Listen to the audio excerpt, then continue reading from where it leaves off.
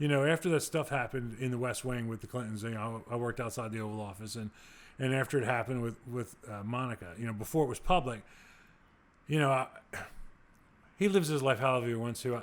I'm not his moral compass. Sure. Yeah. But I was uncomfortable with what was going on, other things. And eventually I moved away. I went from the West Wing to the East Wing, where the Uniform Division, one of the other jobs they do, additional, is they do the tours for the First Family. Got it. All the tour officers are Uniform Division officers. They're armed.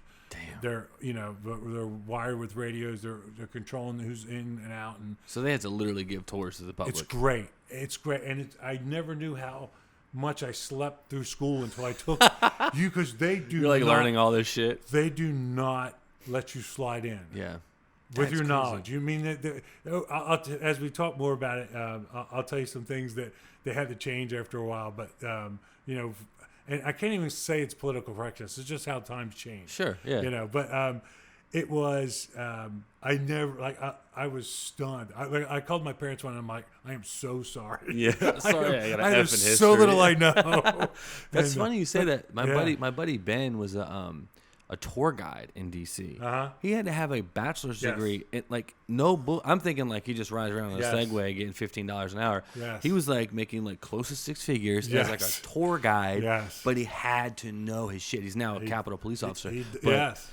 I was blown away. He's probably the most sought after guy because he knows the city in and out. Yeah, it's and he knows incredible. The history. He knows the history. He knows everything about it. Yeah, there was kind of my downfall when I worked outside the Oval Office. I've studied there's always a small book of the history there, put together by the White House Curator's Office. The White House has a curator's office. They're in charge of all the artifacts and history about the White House. It's a big deal.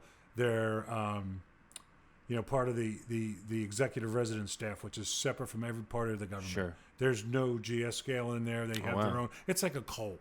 Really? I kid you not. Yeah. And the only way you get that job is if your parent, someone. Of course. Nepotism. Yeah. And you will never get it changed. And I don't want you to. Wow. There's probably a 50-year-old black lady working there as a cleaner. Yeah. And her mother probably worked there, and probably her grandmother. Wow. And there's the chefs. All the same lineage. Not so much the chefs completely, but very similar, and in some cases identical. And what I mean by that is sometimes when it comes to cooking food, some people, I don't want to say bring their own chefs, but then there's a celebrity chef. Mrs. Clinton was fond of this guy.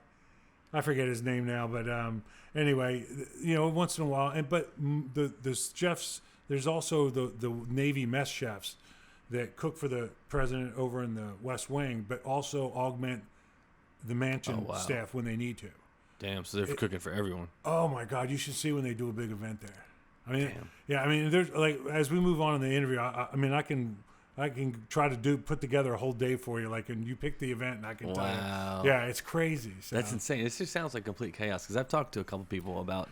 Specifically, it's organized chaos. That's exactly what people keep saying. Is it's organized chaos. It's organized chaos, and if you name the crazy situation, it's just crazy. It's just I don't want to hijack your podcast. No, dude. You direct it. No, but listen, this is how it goes, man. I have no shortage of stories. It's just, and this, if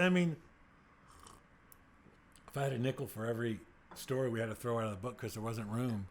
Really? Oh my God! I could write. Grant and I could do 10 books, 3 more books, easily. And so my books are the formula that I had to use was about 300 pages. It's about 80,000 words. Mm-hmm. So the first book, by the time Crisis of Character, by the time we got an agent, which is Javelin, and they're right on the other side of the Potomac in Virginia, they got us a publisher, Hachette, and there's subsidiary was Center Street, and by the time we read the contract, we had lawyers, and there's one little part we kind of overlooked was they were contracting us for 80,000 words.